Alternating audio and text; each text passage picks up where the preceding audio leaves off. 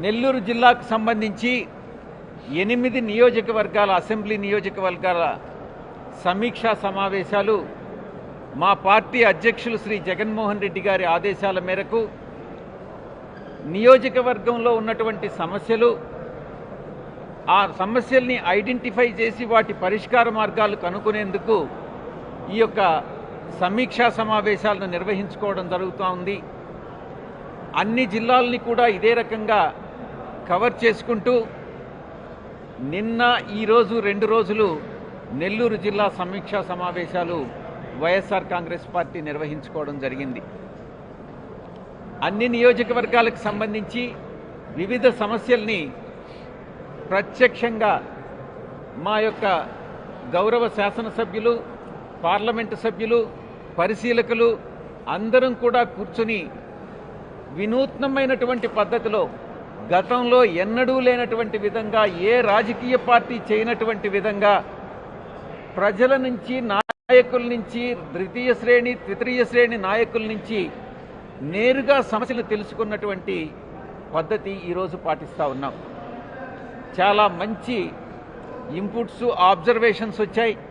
వాటినన్నిటినీ కూడా పరిష్కరించి సామాన్య ప్రజలకి, బడుగు బలహీన వర్గాలకి మరింత ఎలా సేవ చేయాలి అన్నటువంటి ఉద్దేశంతో ఈ సమావేశాలు ప్రారంభించాం. మంచి సత్ఫలితాలను ఇస్తూ ఉన్నాయి. తప్పకుండా మా పార్టీ విజయం సాధిస్తుంది అన్నటువంటి విషయాన్ని మీకు తెలియజేస్తా ఉన్నా. నెల్లూరు పార్లమెంటుకు సంబంధించి అన్న వేమిరెడ్డి ప్రభాకర్ రెడ్డి అన్న రాబోయేటటువంటి 2024 ఎన్నికల్లో పార్లమెంటు లోక్సభ సభ్యునిగా పోటీ చేస్తారు. మిగతా అసెంబ్లీ నియోజకవర్గాలకి కొన్నిటికి ఆ పార్టీ అధ్యక్షుల వారు ఆల్రెడీ నిర్ణయం తీసుకోవడం జరిగింది. మిగతావి కూడా రాబోయేటటువంటి కాలంలో అన్ని అసెంబ్లీ నియోజకవర్గాలకి పార్టీ అధ్యక్షుల వారు నిర్ణయం తీసుకుని మేము ఎన్నికల బరిలోకి దిగుతాము అన్నటువంటి విషయాన్ని తెలియజేస్తా ఉన్నా. ఇక పార్టీకి సంబంధించి ఇక రీసెంట్గా జరిగినటువంటి పొలిటికల్ డెవలప్మెంట్స్ తీసుకుంటే మీరు చూస్తూ ఉన్నారు, చంద్రబాబు నాయుడు గారి ఎలా అవినీతి కేసులో అరెస్ట్ అయ్యారు అన్నటువంటిది. గతంలో ప్రతి ఒక్కరూ కూడా చెప్పేవాళ్ళు చంద్రబాబు నాయుడు గొప్ప నాయకుడనని, చాలా నీతిమంతుడనని, ఇన్ఫర్మేషన్ టెక్నాలజీ ఇండియాకి తీసుకొచ్చాడనన్నటువంటిదని, ఆ తర్వాత హైదరాబాద్ నిర్మించాడనని, అమరావతి నిర్మించాడనని ఈ రకంగా ప్రచారం చేసి ప్రయోజనం లేదనని ఈరోజు టీడీపీ ఒక నిర్ణయానికి వచ్చిందన్నటువంటి విషయం మీరు గమనించగలరు రీసెంట్గా జరిగినటువంటి పరిణామాలు తీసుకుంటే. అందుకే టీడీపీ తెలుగుదేశం పార్టీ తన వ్యూహం మార్చుకున్నది అన్నటువంటి విషయాన్ని మీకు తెలియజేస్తా ఉన్నా. నిన్న మొన్నటి వరకు కూడా ఆయన ఇంత వయసు వచ్చినా కూడా యువకుడిలాగానే ఉన్నాడు, ఆయన కన్నా శక్తిమంతుడు లేడు అన్నటువంటి టీడీపీ తెలుగుదేశం పార్టీ ఈరోజు 75 ఏళ్ల వయసున్నటువంటి ఆయన లేచే పరిస్థితిలో కూడా లేడన్నటువంటి విషయాన్ని గమనించి ఆయనకి రకరకాలైనటువంటి డ్రామాలన్నీ వేస్తూ ఉన్నారు. ఆయనకి ఆరోగ్యం బాగలేదనని, ఆయనకి స్కిన్ వ్యాధి వచ్చిందనని, దురద ఉందనని, ఎర్ర మచ్చలు వచ్చాయనని, దోమలు కుడుతున్నాయనని, ఈ రకంగా మంచినీళ్లు బాగాలేవనని, ఏసీ లేదనని ఈ రకమైనటువంటి ఆరోపణలు చేస్తూ వస్తూ ఉన్నారు. ఇక ఈ వ్యూహం, ఈ వేడి నీళ్ల వ్యూహం అయితేనేమి, దోమల వ్యూహం అయితేనేమి, ఈ యొక్క దుద్దుల వ్యూహం అయితేనేమి, ఈ యొక్క మంచినీళ్ల వ్యూహం అయితేనేమి, ఏసీల వ్యూహం అయితేనేమి, ఈ వ్యూహాలన్నింటినీ కూడా చూపించడానికి కొన్ని పత్రికలు, కొన్ని ఛానళ్ళు, అరడజను ఛానళ్ళు ఉన్నాయన్నటువంటి విషయం మీకు తెలుసు. చంద్రబాబు నిర్దోషి అని కానీ వారి యొక్క ఆర్గ్యుమెంట్స్లో ఎక్కడా కూడా నిర్దోషి అని వాళ్ళు చెప్పట్లేదు. టెక్నికల్ గ్రౌండ్స్ మీదనే ఆర్గ్యూ చేస్తూ ఉన్నారు. విచారణకు నిలబెడతాం, ఏ శిక్ష వేసినా కూడా కోర్టులు దోషిగా నిర్ధారించి ఏ శిక్ష వేసినా కూడా మేము దానికి ముందుంటామన్నటువంటి విషయం ఎక్కడా చెప్పట్లేదు. ఈరోజు రాష్ట్ర కేంద్ర బీజేపీ వారిని నేను అడుగుతా ఉన్నా. అమిత్ షా గారు ఆయన ఏదో చాలా ఖాళీగా ఉన్నట్టు, సమయం చాలా ఎక్కువ ఉన్నట్టు, ఆయనే లోకేష్ని అపాయింట్మెంట్ ఇచ్చి ఆయనే పిలిపించుకున్నట్టుగా లోకేష్ చాలా చెప్పుకుంటా వస్తూ ఉన్నాడు. ట్వీట్ కూడా చేశాడు. మరి లోకేష్ చెప్పే దాంట్లో వాస్తవం ఎంత అన్నటువంటి విషయాన్ని గమనించాలి. లేకుంటే ఒరిజినల్గా బీజేపీ చెప్పేది ఒరిజినల్ బీజేపీ, నేను ఇక్కడ రెండు డిఫరెన్షియేట్ చేస్తా ఉన్నా. ఒరిజినల్ బీజేపీ, ఇక్కడ రాష్ట్ర బీజేపీ, ఆంధ్ర రాష్ట్ర బీజేపీ, పురంధరేశ్వరి గారి ఆధ్వర్యంలో ఉన్నటువంటి బీజేపీ. నిన్నటికి నిన్న సిఐడి కోర్టులో టీడీపీ లాయర్లు వ్యూహాత్మకంగానే ప్రభుత్వ న్యాయవాదుల మీద దాడి చేయడం కూడా జరిగింది.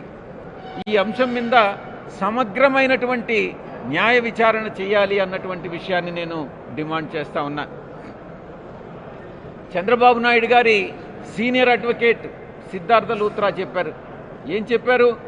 మాటల్లో గెలవలేనప్పుడు, మాట్లాడి ఆర్గ్యుమెంట్స్లో గెలవలేనప్పుడు కత్తులు కటార్లు పట్టుకోండి అని ఆయన అడ్వకేటే స్వయంగా చెప్తా ఉన్నాడు. న్యాయస్థానంలో ఇంప్లిమెంట్ చేసి ఇవి అదే ప్రభుత్వ అడ్వకేట్స్ మీద దాడి చేయడం అన్నటువంటిది ఆయన మాటల్ని అమలు చేసినట్టుగా తెలుస్తూ ఉంది. కాబట్టి లాయర్ల చేత కానీ గూండాలను కోర్టులో అడుగు పెట్టనివ్వవచ్చానని ప్రశ్నిస్తూ ఉన్నాను. ఈ అంశం మీద జడ్జీల మీద కూడా బెదిరించి గూండాలను మీద కూడా చర్య తీసుకోవాలని బెదిరించినటువంటి ఈ వ్యక్తుల మీద, ఈ గూండాల మీద చర్య తీసుకోవాలని న్యాయ వ్యవస్థని ఒక పౌరుడిగా, ఒక వైఎస్ఆర్ పార్లమెంటరీ పార్టీ నాయకుడిగా నేను అభ్యర్థిస్తూ ఉన్నాను. ఇక మరొక అంశం మీకు దృష్టికి తీసుకురావాలి. బీజేపీ అనంటే ప్రతి ఒక్కరికి గుర్తొచ్చేటటువంటిది ఆర్టికల్ 370 బీజేపీ అనుకుంటాం. 370 రద్దు అన్నటువంటిది బీజేపీని మనం గుర్తు తెచ్చుకుంటాం. కానీ బీజేపీ ఈరోజు బాబు మింగేసింది, చంద్రబాబు గారు మింగేసింది కూడా 370 కోట్లు స్కిల్ డెవలప్మెంట్ స్కామ్లో. బాబు మింగేసిన 370 కోట్లు సమర్థించే పార్టీ అనని పురంధరేశ్వరి గారు నిరూపిస్తూ ఉన్నారు. ఈరోజు పురంధరేశ్వరి 370 వేరు, బీజేపీ 370, ఆర్టికల్ 370 వేరు అన్నటువంటి వ్యత్యాసాన్ని గమనించుకోవాలి. పురంధరేశ్వరి గారిది ఎల్లో లోటస్ అయితే బీజేపీ వాళ్ళది సాఫ్రాన్ లోటస్ అన్నటువంటిది కూడా గమనించుకోవాలి. పురంధరేశ్వరి గారికి 2024 వరకు ఇదే పార్టీలో ఉంటారని ఏపీ బీజేపీలో ఎవరైనా ఆంధ్రప్రదేశ్ బీజేపీలో చెప్పగలరా అని అన్నటువంటి విషయాన్ని ప్రశ్నిస్తా ఉన్నాను. పురంధరేశ్వరి గారు రాజకీయ కక్ష సాధింపు అంటూ చంద్రబాబు అరెస్టుని రాజకీయం చేసేదానికి ప్రయత్నిస్తున్నారన్నటువంటి విషయం గమనించుకోవాలి. నేను స్ట్రైట్గా నేరుగా ఒకే ప్రశ్న అడుగుతా ఉన్నా. ఎన్టీఆర్ కూతురుగా కానీ, చంద్రబాబు గారి వదినగా కానీ, లోకేష్కి పెద్దమ్మగా కానీ, బ్రాహ్మణికి అత్తగా కానీ మీరు రాసిన ఉత్తరం సాక్షిగా ఒక్క నిజం చెప్పండి పురంధరేశ్వరి గారు అని అడుగుతా ఉన్నా. చంద్రబాబు నాయుడు గారు అవినీతి పరుడా కాదా అన్నటువంటి విషయాన్ని మీరు స్పష్టత ఇవ్వండి. ఈ విషయం మీద ఆమె భర్త, పురంధరేశ్వరి భర్త వెంకటేశ్వరరావు గారు ఒక పుస్తకం రాశారు చంద్రబాబు నాయుడు అవినీతి మీద. ఒక్కసారి గుర్తు తెచ్చుకోండి. ఆమె భర్తే చంద్రబాబు నాయుడిని అవినీతిపరుడు అంటే పురంధరేశ్వరి అవినీతిపరుడు కాదు అని అంటా ఉంది. మరి మీ ఆయన చెప్పినటువంటి నిజాన్ని కాదనని కేంద్ర హోంమంత్రి గారి దగ్గరికి వెళ్ళి బాబు నీతిపరుడు అని చెప్పినటువంటి మీ యొక్క నీతిని ఏమనాలి అని ప్రశ్నిస్తా ఉన్నాను. ఇంకొక విషయానికి కూడా సమాధానం చెప్పాల్సి ఉంది. మీరు పురంధరేశ్వరి గారు, మీరు చంద్రబాబు నాయుడికి ఎంతకి అమ్ముడుపోయారు? బీజేపీలో ఉన్నటువంటి, జాతీయ పార్టీలో ఉన్నటువంటి మీరు ఈ యొక్క రీజనల్ పార్టీ హెడ్కి అమ్ముడుపోవడం నిజంగా సమంజసమేనా? బాబు మీకు ఎంత ఇచ్చారు? బాబు అవినీతిలో మీ వాటా ఎంత అన్నటువంటి విషయాన్ని ప్రశ్నిస్తా ఉన్నాం.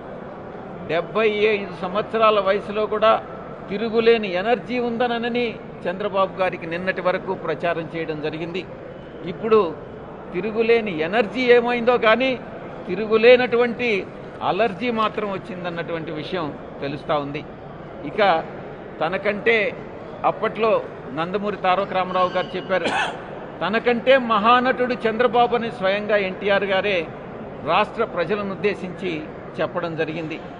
వ్యవస్థలను మేనేజ్ చేయడం అనే పదానికి అర్థమేమిటో పురంధరేశ్వరి లోకేష్ల కలయిక, ఆ ఫోటోలు, ఆ ట్వీట్లు అన్నీ కూడా నిరూపిస్తున్నాయన్నటువంటిలో ఎటువంటి సందేహము లేదు. బీజేపీ పాత్ర లేదని అమిత్ షా అన్నారని చెప్పి లోకేష్, పురంధరేశ్వరి బయటకు వచ్చి చాలా చాలా సంతోషంగా చెప్పడం జరిగింది.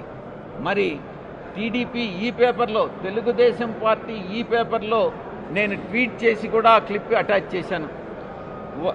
ఈ పేపర్లో వారంతా మోడీయే చేస్తున్నారని టీడీపీ ఈ పేపర్లో వ్రాయడం జరిగింది. మేము ఏనాడు మా ప్రభుత్వ పరిధిలో సిఐడి అరెస్ట్ చేయడం లేదని చెప్పట్లేదు. మా ప్రభుత్వ పరిధిలో ఉన్నటువంటి సిఐడి అరెస్ట్ చేసినటువంటి మాట వాస్తవం. నేరం దర్యాప్తు చేసింది మా ప్రభుత్వ పరిధిలోనే సిఐడినే, కానీ కేంద్ర సంస్థలు కూడా బాబు అవినీతిని ధృవీకరించాయి. ఈడీ కూడా, ఎన్ఫోర్స్మెంట్ డైరెక్టరేట్ కూడా ఆ యొక్క కేసులను గుర్తించి వారు కూడా కేసును నమోదు చేయడం జరిగింది అన్నటువంటి విషయాన్ని మేము తెలియజేస్తా ఉన్నాం.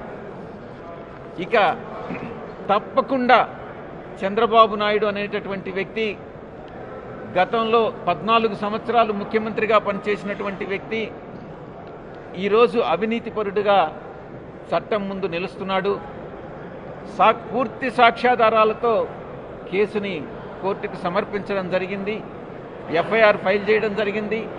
ఆ యొక్క దోషికి తప్పకుండా శిక్ష పడుతుంది అన్నటువంటి విషయాన్ని మీకు తెలియజేస్తూ, మా యొక్క పార్టీ రాబోయేటటువంటి 6 నెలల కాలంలో మరింతగా గతంలో 14 సంవత్సరాలు సీఎంగా పనిచేసినటువంటి చంద్రబాబు నాయుడు అవినీతిని బయటకు తీస్తూనే బడుగు బలహీన వర్గాలకి ఎలా మేము ఇంకా మరింతగా సేవలు కొనసాగించాలన్నటువంటి విషయంలో మరింత కూడా జాగరూకత వహించి ఇంకా చేస్తాము.